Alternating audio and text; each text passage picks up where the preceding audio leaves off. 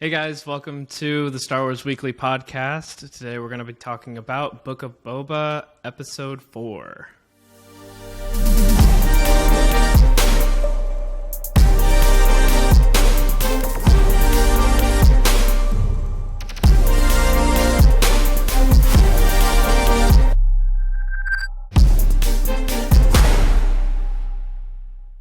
I'm just going to come out and say it. I loved the episode. Same. Yeah, it was amazing. It was a ride. Yeah, it's about time. Definitely. It was a slow burn, but Episode 4, good. Good soup. Yeah, it definitely... Good soup. Good soup. It was good soup.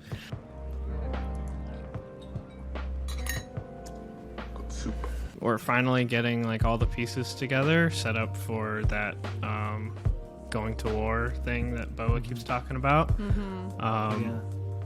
So yeah, let's jump into it. Yeah. The episode starts off with Boba in the back to tank again. I gotta be honest, when I saw that, I was like, Doing it "This again. is gonna be another one of these episodes." But hopped right into the flashback, and it was a long flashback, probably one of the longest, besides episode 2, I think. Coolest. We finally get to see how Boba Fett found Fennec Shand after the events of The Mandalorian. Yes. That was Pretty really cool. sweet. No, it was so satisfying, honestly, seeing him Yeah. walk up, that same frame, The the sound of same his sound. spurs. It's I knew it, Right? Yeah. That was really fun. That was really cool. There's a gallery, in the gallery behind the scenes stuff.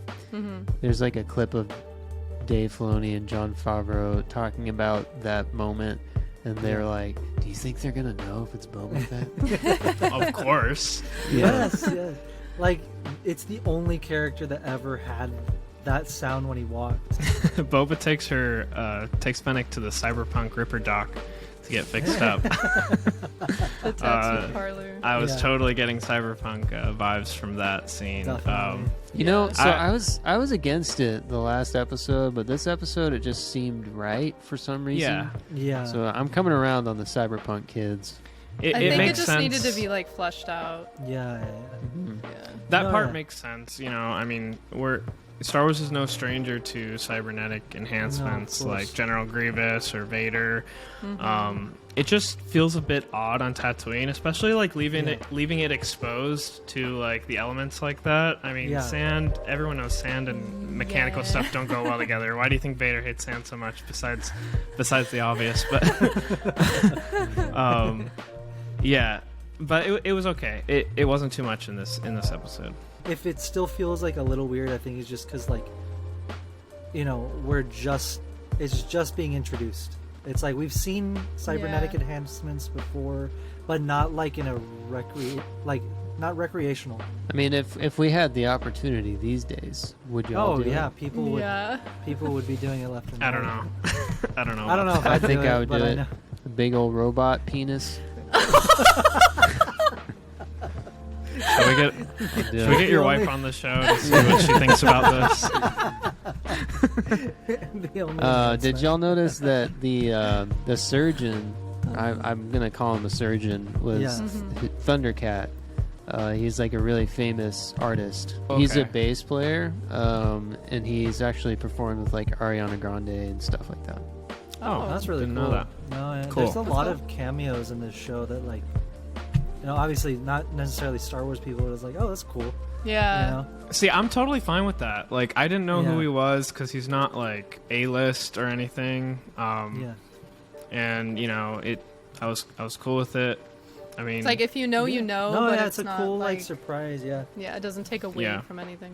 Boba's scoping out Jabba's palace, and then we see those scenes, and he rescues Fennec, saves her, and in repayment, he asks Fennec to help him recover the Slave One from Jabba's palace. In that scene, where they're sitting around the campfire after he rescues her, he was saying that the speed bikers killed the Tuskens, and then she was speed bikers killing a tribe of Tuskens? That's unlikely. And so Yeah. I'm thinking, oh shit, the Pikes did that because I they That's didn't what it's want looking like. Yeah. they didn't want to Definitely pay helps. the tax or the trade Right. tax. that's gonna come back full circle in the next few He- episodes. Definitely. He also told the Bantha to go make baby Banthas. He did. That was Be free. one of the cringy moments of this episode. Yeah, all the Bantha stuff was like very silly. I thought it was Yeah. cute. Like it It was was- fun. It was But cute it and was fun, kinda but it was silly. like, would Boba say that? Yeah, I know. Well, what's funny is Fennec addressed she was literally like, you've become soft. Like spending all your spending so much time with the Tuskens has made you soft. He Yeah. sure Which has. I mean, Yeah. his response was kind of badass. But then he talks about how he's working for, he's tired of working for people who are going to get him killed. And he's like, hunters are smarter You than also the crime said lords. that. Yep. Literally And, said you that know- last episode. When he said that, I had my, like, aha moment, I guess. I'm like, oh, okay. This Yep. kind of makes sense why he's Yes. acting like this. Like, Yep. he's the smarter guy. He knows the hunters are smarter, like Fennec and Cad Bane and who else. Yeah. And if he gets all of them together, like he's starting to do in this episode, they're clearly going to outsmart and outman or outgun the competition. So he's like trying to get all of these muscles. Here he said muscle. He needs muscle. What if he gets the bounty hunters together and makes like a bounty hunter army? That's what I was think thinking. that's I mean, definitely he already what's gonna started happen. with Like Chris Hansen. one in And this Fennec. episode. Yeah, Chris Hansen. And Yeah. Fennec. But we'll get If to he that. does that, this show is gonna turn around and it's gonna Yeah. be amazing. I mean, the only thing, like, I'm really happy with this episode. It really redeems the first 3 episodes of this season. It just hurts that it's episode 4 because we only have what 3 left. three episodes left. Yeah. And Yeah. I kind of wanted to see more action early on. Like, I get it. They got to build up the story. yeah. And I'm happy that we're getting it. Don't get me wrong, but Yeah. Just took a while. I'm Yeah. starting to think they planned the Book of Boba Fett like before Mando season 1. I think so. That's how Because it's feeling. That's Yeah. I mean, they had that scene with Boba, so they Yeah. obviously planned on his character Yeah. going through this, background. Since considering that Jon Favreau is such a huge Mandalorian fan, that's pretty much what drew him into Star Wars and like the Star Wars world was yeah. Boba Fett and the Mandalorians and their culture, and that's why he played Pre Vizsla and like all there's been so much leading up to this, and it all goes back to Boba Fett for Jon Favreau, right? Yeah. So personally, I mean, obviously this is just how my headcanon. Because obviously I don't think there's been like an interview or anything, but like he had to have, like you just said, Boba Fett had to have been like the base, right? Like where they start. He's like, I want to make a Boba Fett show, and then they were probably like, okay, well, maybe I don't think we can start with a Boba Fett show. It's probably gonna have to, the Slave One recovery sequence was awesome, though. That was really Oh cool. my God, that was so. You got Chef General Grievous over there. That's what I was gonna say. I loved that entire scene. Like, I know it was really goofy, but like, Yeah. I loved it. I love the seeing that little droid from Clone Wars. The rabbit It's droid? so Yeah. He's rabbit so droid. I didn't know the name. And I Oh like my that they God. brought him back later in the show. He's like part of Boba's little court Yeah. now. Wait, Yeah. really? I didn't see that. Yeah, he was with Wait. all the gangsters and around the table. Okay. All right. When the Rancor came up, he got scared and ran away. Oh my! We've Yeah. only watched it once. We need to watch I don't it think again. I caught that. That's awesome. Yeah. Okay, I when want he- a pin of them now. That's so cute. Yeah, can we get a pin of Chef General Grievous with like spinning Hell yeah! Yeah, Uh, let's do it. knives? He's Yes. got more arms than General Grievous. I thought that was really cool because in Return of the Jedi, like Jabba's palace had all these like crazy murder droids. Yeah. Like even the chef is one. So Dude, Yeah. the rat catcher is the next Grogu. Yes, He he was. I loved him. Same energy. Bro, Yeah. he literally shit his pants. He turned Yeah. himself off. Yeah. Right? That was like kind of dark. I was like, I was like, wait, did he just? whoa. Back to the flashback. Boba takes a Slave One, and he goes and annihilates all the Sand Riders with the Slave One as revenge for the Tuskens. Yeah. So I was here. satisfying. I love to see that. Yeah. That's when I was like, okay, this is Boba Fett, like out for a Yeah. revenge mission. Like Yeah. he's always going out for revenge, like after Mace, after whoever it might be. Like that Yeah. was really cool to Did see. you see like his face when he Oh like my just God. Yeah. the reflection of the blaster fire like just on his And I was face? having like flashes of Sand Kid like in my Yes. brain while he was shooting down all of those Niktos. Like After he big rip. destroyed them all, did you see the look? He just like looked at Fennec, and Fennec looked at him, and they just like kept flying. Yeah. I love that. I love Yeah. it. Unspoken. Oh my gosh. Yeah. He And then- annihilated them like without question. Like probably my favorite scene from the episode was when he goes back to the Sarlacc pit to get revenge. oh my god. Yeah. Oh my God. The best thing ever is just like I'm going to sleep like a baby knowing that Boba Fett got revenge with the freaking Seismic. seismic seismic Yeah, charge. Oh Fennec drops my the Yeah. seismic charge into the It was- Sarlacc pit's mouth, and that was really Yes. cool. And then But I she have a says question. like Trade. the most cringe line after that, What did she say? Wait, or what'd you say he. Oh he yeah, he's did. like, "Don't touch my Don't buttons." touch my buttons. I'm like, I was like, what? Boba, you weren't doing anything. You didn't do I know. anything at Jabba's palace. You yeah. didn't do anything to the Sarlacc. Like she's the one who's looking out for you. So shut up. Yeah. Yeah. exactly. No, She yeah, literally was- saved your life. Don't touch my buttons. She did. Question: Boba escapes the Sarlacc in Episode 1 with his armor, and the Jawas take it off him. Why is he going back to the Sarlacc to look for his armor? That's a good point. I don't Didn't think think about he that. was conscious I don't think he was when they I don't when think he they knew took what was going on. the armor off of him. I think he But was wouldn't just he remember that he escaped the Sarlacc with the armor? Like the armor didn't fall off in the Sarlacc. I don't think so. well, because he like literally wakes up, looks up, and then gets knocked back out by like the Jawas. yeah, like so I think he just I think blacked he out. just thought he blacked out. Maybe He barely had don't any know. oxygen in his brain, yeah. so He was. that's- Okay. yeah. It makes sense, Okay. Clint. I don't get know it. I don't know how to I'm- justify it, honestly. That's just how I'm thinking about it. Yeah, I'm sure that's Or- what they're thinking. Or he was just like, I want to blow this fool up. I would No? like a Wanted an legitimate excuse. explanation though from Disney about that. I don't think Yeah. many people caught that, and I only Yeah. caught it on my second viewing. I was Yeah. like, wait, what? Actually, not my second viewing, my third viewing, because I liked that scene so much. I went back and watched that scene a third time, Yeah. and then I was like, wait, why is he even here? Yeah. Yeah. I love the shot of the Slave One just staring straight into the mouth of the Sarlacc and then it waking up.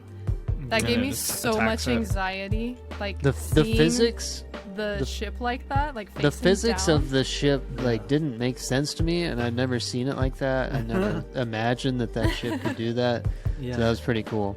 Yeah. No, Yeah. yeah. Exactly. You never see the Slave One like The Slave One's an odd Face ship. upside Like, down. Yeah. besides that. the Falcon, it's one of the only ships in Star Wars, right, that has the level cockpit at all times. Yeah, Mhm. yeah, exactly.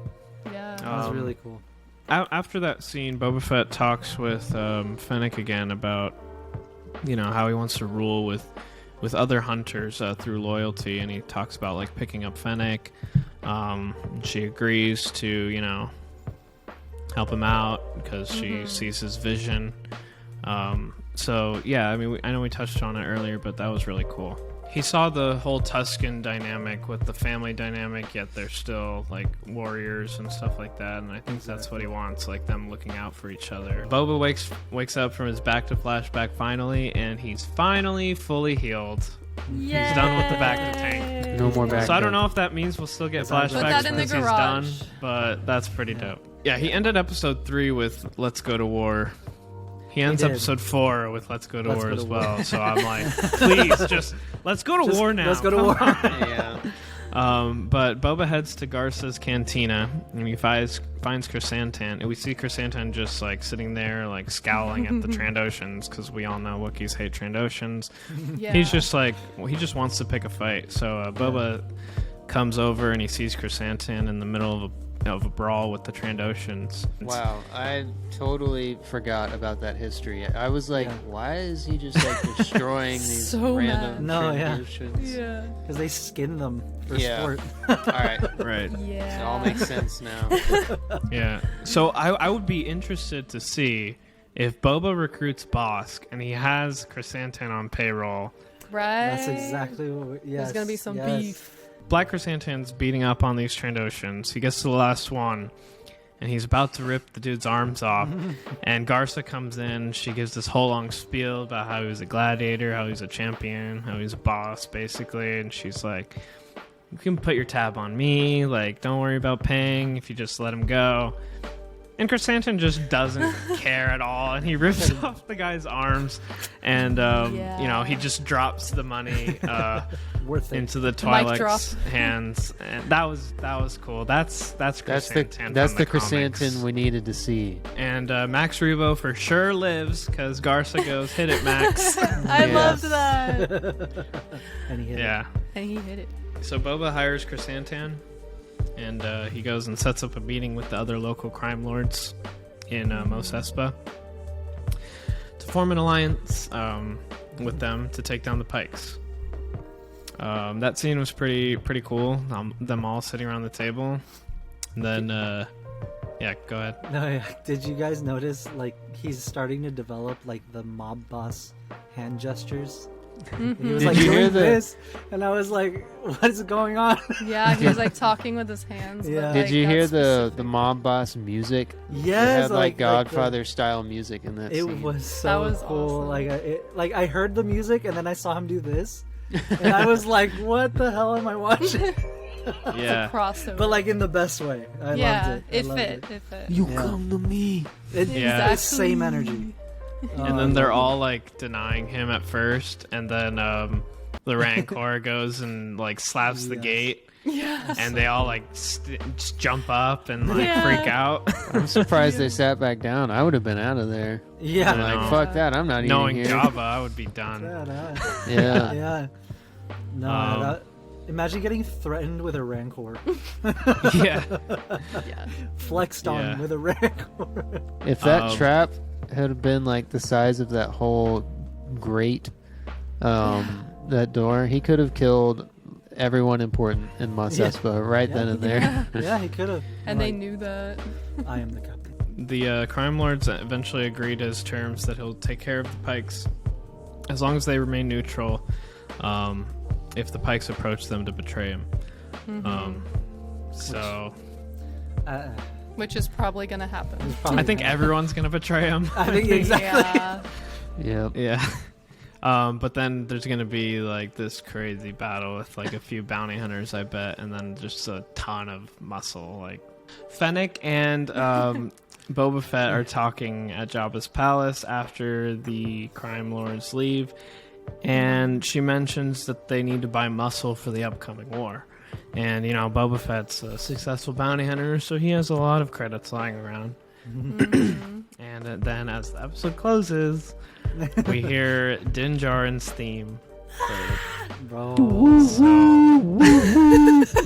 Like the most non-subtle way to tell us, like, I know. Yeah, literally. yeah, Yeah. guess it's who- guaranteed he's showing up next episode for Oh, sure. Yeah. Sure. No, For they're gonna sure. go another episode, and then at the end Oh they're my gonna God, say, yeah, the "Let's next go to war." Yeah, They're just we're gonna get say a it. whole nother speeder bike Oh. gang episode, and then at the end, we're going to war. Well, the good thing is, I think we're caught up with the flashbacks. You Yeah, know, we like are. That's how it feels. Yeah, because we already has his ship, and like from then they go looking for his armor and meet up with Din or whatever. Everyone expected this show to be like full swing bounty hunters, doing their thing, which I wanted that too. I think we all wanted that, but I think the show is giving us something that we didn't know we wanted, But I think they still are like, okay, we can't give them a Boba Fett show and not give them at least a little bit of full swing like bounty hunters, right? Yeah. Even if Yeah. it's for like an episode, even if it's for a little bit, like I feel like they know that we need that. Yeah. You know. Thanks, guys, for watching this week's episode of Star Wars Weekly. We'll catch you next week. Please remember to subscribe and check us out at the links in the bio.